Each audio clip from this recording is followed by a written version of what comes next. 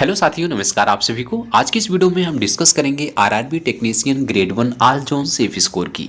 यानी साथी आंसर की आने के बाद आरआरबी टेक्नीशियन ग्रेड 1 का सभी जोन के लिए सेफ स्कोर क्या होने वाला है, आपका रॉ मार्क्स कितना होना चाहिए कि आप इस एग्जाम को क्वालिफाई कर सके। तो सारी चीज़ें साथी हम इस वीडियो में आपको समझाएंगे। ऑल शिफ्ट का एग्जाम का लेवल क्या था, एवरेज मार्क्स कैंडिडेट के कितने बन रहे हैं, कौन सी शिफ्ट ईजी थी, कौन सी शिफ्ट हार्ड थी, किसके नॉर्मलाइज मार्क्स ज़्यादा बढ़ेंगे। फिर हम आपको साथी सभी जोन के सेफ स्कोर दिखाएंगे कि आपका रॉ मार्क्स कितना होना चाहिए कि आप फाइनल इस कट ऑफ को क्लियर कर जाएंगे। तो सारी चीजें समझाएंगे साथी। उससे पहले आपको बता दें, अगर आपने चैनल को सब्सक्राइब नहीं किया है तो चैनल को अभी सब्सक्राइब करके बेल आइकन को ऑन कर लो, क्योंकि आरआरबी टेक्नीशियन से रिलेटेड पल पल की अपडेट यहां पर आपको मिलती रहेगी। तो देखिए साथी, बहुत मेहनत करने के बाद हमने एक एक चीज एनालिसिस करने के बाद हर एक जोन के लिए सेफ स्कोर निकाला है साथी। अगर आप किसी भी जोन से एग्जाम दिए होंगे तो अगर आपका रॉ मार्क्स जितना हम बता रहे हैं अगर उतना आ रहा होगा तो आप साथी कट ऑफ को क्लियर कर जाएंगे। तो आप लोग एक बार अपने जो है कंपटीशन समझिएगा कि कौन सी शिफ्ट इजी थी, कौन सी शिफ्ट हार्ड थी, किसको नॉर्मलाइज स्कोर में फायदा मिलेगा। तो ध्यान से देखना साथी।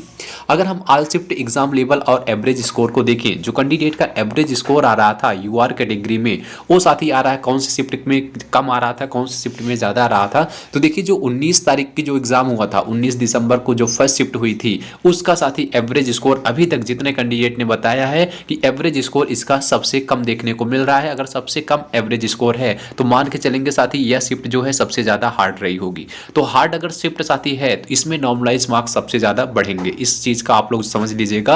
अगर आपका भी एग्जाम 19 की फर्स्ट शिफ्ट वाले में हुआ होगा तो आपको नॉर्मलाइज स्कोर साथी उसमें फ़ायदा मिलेगा। आपको कम से कम 8-10 नंबर भी आगे आपको नॉर्मलाइज स्कोर आपका बढ़ेगा। उसके बाद 20 तारीख की जो साथी एग्जाम हुआ था फर्स्ट शिफ्ट का, उसका एवरेज स्कोर जो था 36.51 था। यानी जो फर्स्ट शिफ्ट में एग्जाम हुआ उसका 35 था और दूसरा जो आपका दूसरे दिन हुआ था 20 की फर्स्ट शिफ्ट में उसका 36.51 था। उसके हिसाब से अगर देखें तो यह शिफ्ट भी साथी हार्ड ही देखने को मिली थी। उसके बाद अगर 19 की साथी हम थर्ड शिफ्ट की बात करें, 19 की जो थर्ड शिफ्ट हुई थी इसका एवरेज स्कोर कितना था 38.47। यानी यहाँ से देखेंगे लगभग 3 मार्क्स आगे चला गया था, 38.47 था। इस हिसाब से लग रहा था कि ये शिफ्ट थोड़ा सा जो है ईजी हुई थी।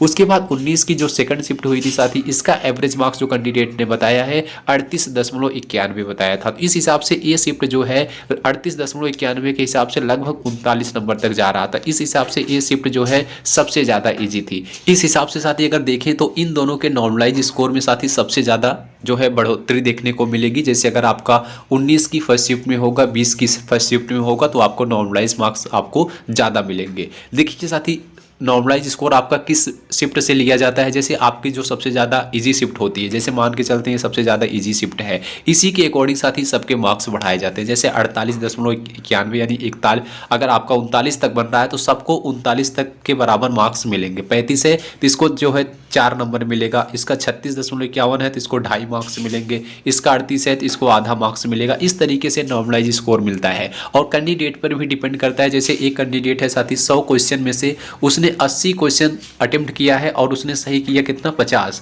और दूसरा कैंडिडेट है जो साथी 100 में से जो है 60 क्वेश्चन को अटेम्प्ट किया और सही कितना किया 50। तो इस कैंडिडेट के 60 वाले कैंडिडेट के नॉर्मलाइज मार्क्स ज़्यादा बढ़ जाएंगे। जैसे 10-15 मार्क्स भी इसको जो है एक्स्ट्रा मिल जाएगा, क्योंकि इसने एक्यूरेसी पे ध्यान दिया है। इस तरीके से आपका नॉर्मलाइजेशन होता है और जो कैंडिडेट कम क्वेश्चन अटेम्प्ट करके ज़्यादा आंसर सही किए होंगे उनको साथी नॉर्मलाइज स्कोर में ज़्यादा फायदा मिलेगा। इस तरीके से साथी आपका नॉर्मलाइजेशन किया जाएगा और इसमें साथी आपके 8-10 मार्क्स भी कैंडिडेट के बढ़ते हैं। तो इस हिसाब से हम आपको रॉ स्कोर अब आपका बताने वाले हैं किस जोन के लिए रॉ स्कोर आपका कितना होना चाहिए कि आप कट ऑफ को क्लियर कर जाएं। तो ध्यान से समझिएगा साथी, हम आपके सभी जोन का आपका रॉ स्कोर दिखाएंगे। अगर आप लोग का मिनिमम इतना मार्क्स आ रहा है तो आप कट ऑफ को क्लियर कर जाएंगे आफ्टर नॉर्मलाइजेशन, क्योंकि अभी नॉर्मलाइजेशन होगा उसमें आपके कम से कम 4 नंबर, ज़्यादा से ज़्यादा आपका 10 नंबर तक बढ़ेगा। तो अगर आपका नॉर्मलाइज स्कोर बढ़ गया, अगर आप एक्यूरेसी पे ध्यान दिए होंगे तो आप कट ऑफ को क्लियर कर जाएंगे। इस हिसाब से हम आपका मिनिमम जो है आपका सेफ स्कोर बता रहे हैं आपके रॉ मार्क्स के अकॉर्डिंग। तो ध्यान से समझिएगा,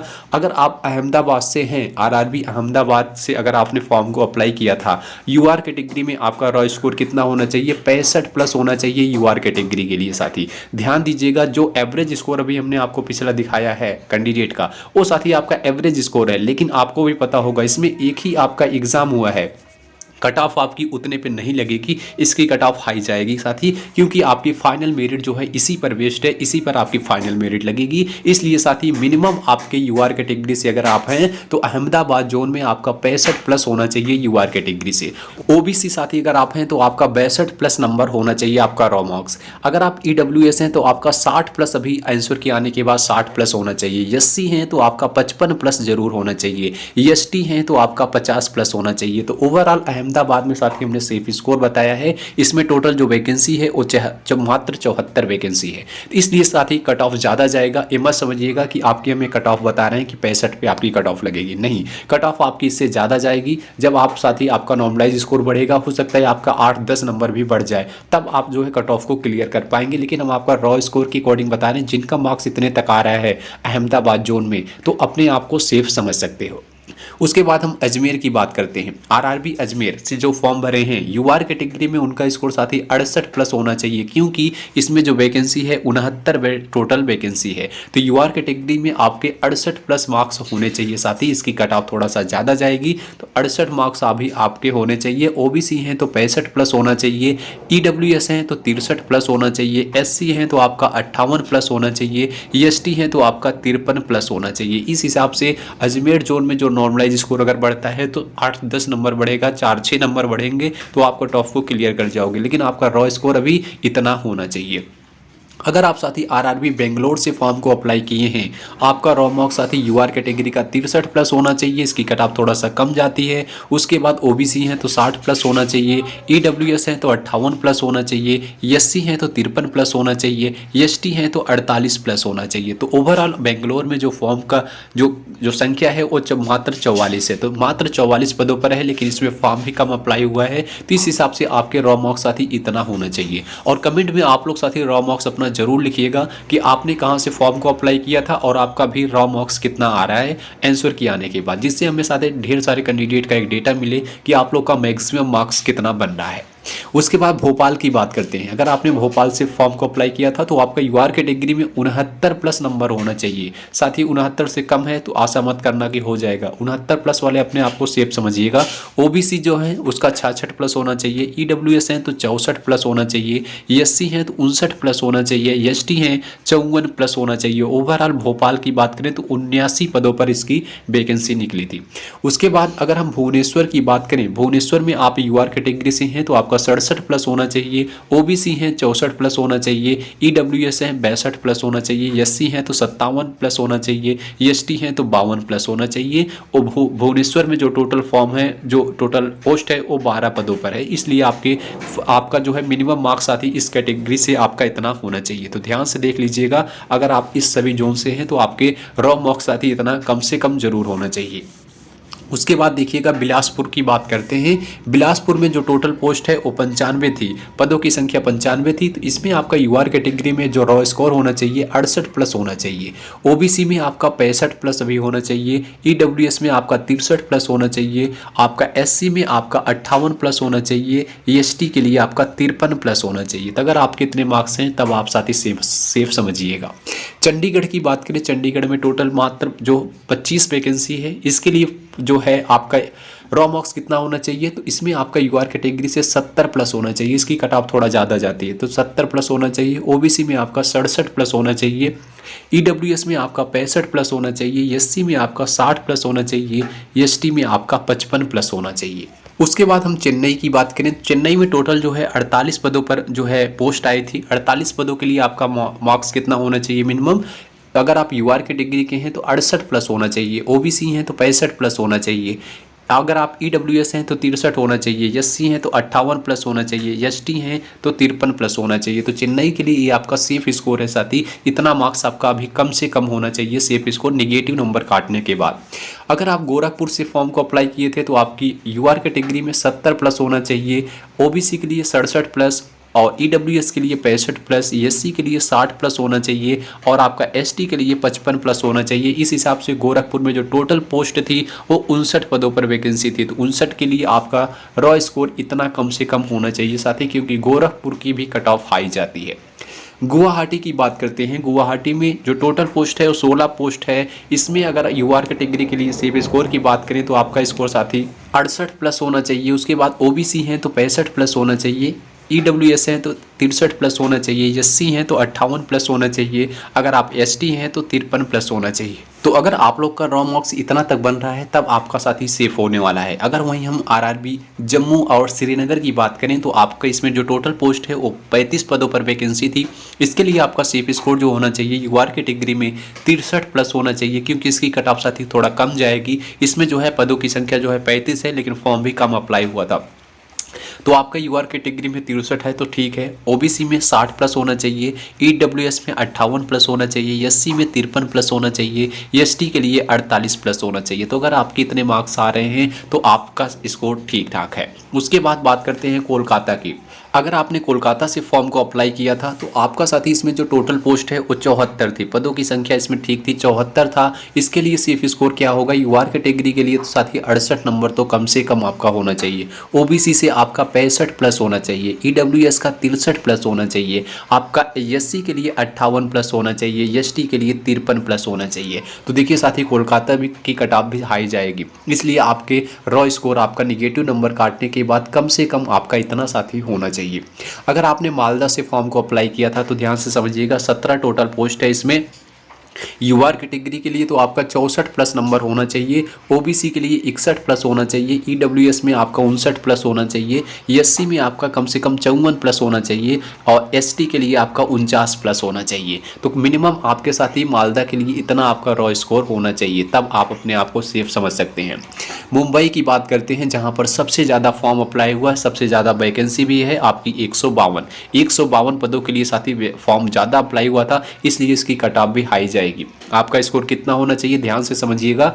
अगर आपका रॉ स्कोर निगेटिव नंबर काटने के बाद यूआर कैटेगरी में 70 बन रहा है तभी आशा कीजिएगा इसमें हो पाएगा, क्योंकि साथ ही इसकी कट ऑफ हाई जाएगी। अगर आपका रॉ स्कोर इतना है तब आपका स्कोर ठीक है। उसके बाद ओबीसी में आपका 67 साथी प्लस होना चाहिए, ईडब्ल्यूएस में 65 प्लस होना चाहिए, एससी के लिए 60 प्लस होना चाहिए, एसटी के लिए 50 प्लस होना चाहिए। तो ध्यान दीजिएगा मुंबई कैंडिडेट वाले, अगर आपके रॉ स्कोर इतना बन रहे हैं तब आपका स्कोर साथी सेफ है, क्योंकि अभी नॉर्मलाइजेशन होगा उसमें आपके मार्क्स बढ़ेंगे तब आप कट ऑफ को क्लियर कर पाओगे। आपको भी पता है साथी एक ही एग्ज़ाम है, कट ऑफ हाई जाएगी, ये तो अपने आप में श्योर है। कट ऑफ इसकी हाई जाएगी, यही आपकी फाइनल मेरिट बना रहा है। तो कट ऑफ आपके साथ ही आपका सेफ स्कोर इतना तो होना चाहिए। अगर आपने मुजफ्फरपुर से फॉर्म को अप्लाई किया था तो आपका यूआर कैटेगरी का 65 प्लस नंबर होना जरूरी है, ओबीसी में 62 प्लस होना चाहिए, ईडब्ल्यूएस में 60 प्लस होना चाहिए, एससी का 55 प्लस होना चाहिए, एसटी का 50 प्लस होना चाहिए, क्योंकि मुजफ्फरपुर में मात्र 8 जो है टोटल पोस्ट है। पटना की बात करते हैं तो पटना में आप सबको पता होगा मात्र एक वैकेंसी है साथी। एक वैकेंसी के लिए जिसका मार्क्स सबसे ज़्यादा हाई होगा, चाहे वो एसटी का होगा चाहे वो यूआर कैटेगरी का होगा, सबसे ज़्यादा जिसके मार्क्स होंगे उसी को इसमें जो है पोस्ट मिलेगी। क्योंकि साथी मान के चलते हैं यूआर कैटेगरी का एक लड़का है, उसने इसमें 80 नंबर लाया, लेकिन एक एसटी का कैंडिडेट है उसने ला करके जो है एक नंबर ज़्यादा ला दिया, तो इसी का सिलेक्शन हो जाएगा एसटी का। इसलिए इसमें कंपटीशन एक ही सीट का है, तो जितना मार्क्स जो कैंडिडेट सबसे ज़्यादा लाएगा उसी को इसमें पोस्ट मिलेगी। उसके बाद बात करते हैं प्रयागराज की। तो प्रयागराज में भी साथी कंपटीशन हाई रहेगा, क्योंकि इसमें जो टोटल पोस्ट है 131 है। तो इसमें भी जो है मुंबई के बाद सबसे ज़्यादा पोस्ट 131 इसी में है, इसलिए कट ऑफ भी इसकी ज़्यादा जाएगी। तो आपका जो सेफ स्कोर होना चाहिए यूआर कैटेगरी में 70 प्लस आपका रॉ स्कोर होना चाहिए, ओबीसी में आपका 67 प्लस होना चाहिए, ईडब्ल्यूएस में आपका 65 प्लस होना चाहिए, एससी में आपका 60 प्लस होना चाहिए, एसटी में आपका जो है 55 प्लस होना चाहिए। तो दोस्तों अगर आप लोग का इतना मार्क्स है तब अपने आपको सेफ समझिएगा। इसके बाद बात करते हैं प्रयागराज की। अगर आपने प्रयागराज से फॉर्म को अप्लाई किया था तो इसमें भी कंपटीशन आपका हाई रहेगा, क्योंकि मुंबई के बाद दूसरी वैकेंसी है जिसमें सबसे ज़्यादा है, दूसरा जोन है 131 इसमें टोटल पोस्ट है, इसकी भी कट ऑफ हाई जाएगी। तो यूआर कैटेगरी के लिए सेफ स्कोर आपका कितना होना चाहिए रॉ स्कोर, तो आपका 70 प्लस अभी आपका होना चाहिए। अगर 70 से कम है तो उम्मीद मत करना कि इसमें हो जाएगा साथी। ओबीसी की बात करें 67 प्लस आपका मिनिमम होना चाहिए, ईडब्ल्यूएस में 65 प्लस होना चाहिए, एससी में आपका 60 प्लस होना चाहिए, एसटी में आपका 55 प्लस होना चाहिए। तो अगर आपके रॉ स्कोर इतना बन रहा है साथ ही इस कैटेगरी से तो आपका स्कोर ठीक रहेगा। तो आप लोग कमेंट में अपना स्कोर जरूर बताइएगा कि अभी आपका रॉ स्कोर कितना बन रहा है। रांची की बात करते हैं। रांची में टोटल पोस्ट 29 है, इसके लिए सेफ स्कोर क्या होगा, तो यूआर कैटेगरी के लिए 65 प्लस होना चाहिए, ओबीसी के लिए 63 प्लस होना चाहिए, आपका ईडब्ल्यूएस के लिए 61 प्लस होना चाहिए, एससी के लिए 56 प्लस होना चाहिए, एसटी के लिए 51 प्लस होना चाहिए। तो अगर आपके रॉ मार्क्स इतने हैं तो आपका सेफ है। सिकंदराबाद की बात करते हैं, इसमें जो टोटल पोस्ट है आपके 76 है। इसमें कितना आपका सेफ स्कोर होना चाहिए? यूआर कैटेगरी का सेफ स्कोर आपका 68 प्लस होना चाहिए, ओबीसी का 65 प्लस होना चाहिए, ईडब्ल्यूएस का 63 प्लस होना चाहिए, एससी का आपका 58 प्लस होना चाहिए, एसटी के लिए आपका 53 प्लस होना चाहिए। तो अगर आपने सिकंदराबाद से फॉर्म को अप्लाई किया था तो आपका रॉ स्कोर साथी इतना मिनिमम होना चाहिए। सिलीगुड़ी की बात करते हैं साथी, इसमें जो टोटल पोस्ट है मात्र 18 पदों पर वैकेंसी थी। इसके लिए सेफ स्कोर क्या होगा? तो अगर आप यूआर हैं तो आपका 66 प्लस नंबर होना चाहिए, ओबीसी हैं तो 63 प्लस होना चाहिए, ईडब्ल्यूएस हैं तो 61 प्लस होना चाहिए, एससी के लिए 56 प्लस होना चाहिए, एसटी का 51 प्लस होना चाहिए। तो अगर आपके रॉ स्कोर इतना तक बन रहा है तो अब आपका स्कोर ठीक रहेगा।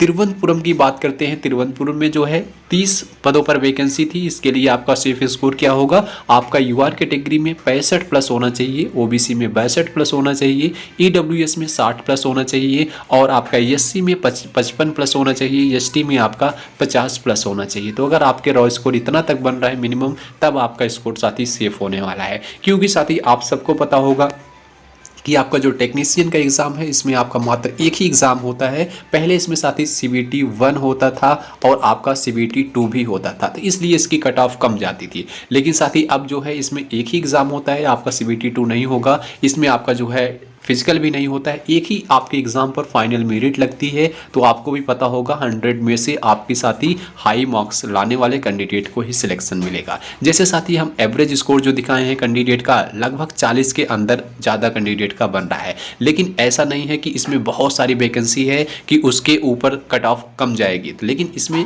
वैकेंसी भी कम है। इसलिए साथी आपके रॉ जो है आपके एवरेज स्कोर पर तो आपका कुछ नहीं होने वाला है, क्योंकि एवरेज स्कोर लाने वाले कैंडिडेट ज़्यादा हैं, मानते हैं। उसके बाद लेकिन जो हाई स्कोर कर रहे हैं वो कम कैंडिडेट हैं, लेकिन वैकेंसी भी तो आपकी कम है, समझिएगा इस बात को। जैसे कि 1000 कैंडिडेट हैं, 1000 में साथ ही मान के चलते हैं 1000 में 800 कैंडिडेट हैं जो एवरेज स्कोर जिनका 40 बन रहा है, लेकिन 200 कैंडिडेट ऐसे भी हैं जिनका स्कोर 60 प्लस बन रहा है। तो सिलेक्शन 60 प्लस वालों का हो जाएगा ना, इसीलिए वैकेंसी कम है तो कट ऑफ ज़्यादा जो है कट ऑफ ज़्यादा जाएगी। अगर यही जो है वैकेंसी बहुत ज़्यादा होती तब एवरेज मार्क्स पर जो है सिलेक्शन हो सकता था, लेकिन साथ ही उम्मीद मत कीजिएगा कि एवरेज मार्क्स जो है 40-50 पर सिलेक्शन हो जाए। तो इसमें कंपटीशन तगड़ा रहेगा। 60 प्लस वाले के भी चांसेस जो है रहेंगे कि 60 प्लस 65 प्लस तक इसकी जिसके होंगे उसका सेफ स्कोर होगा। उस हिसाब से हमने सभी जोन का आपको सेफ स्कोर बता दिया है। अगर आपके रॉ मार्क्स साथ ही निगेटिव नंबर काटने के बाद इतना आ रहा है तब अपने आप को सेफ समझिएगा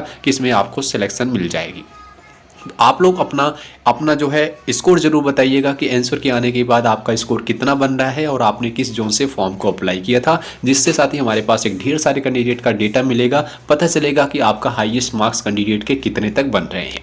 तो दोस्तों आज के लिए बस यहीं तक। वीडियो आपको अच्छा लगा हो तो वीडियो को लाइक करना, दोस्तों में भी शेयर करना। मिलेंगे अगले वीडियो में, तब तक के लिए जय हिंद जय भारत।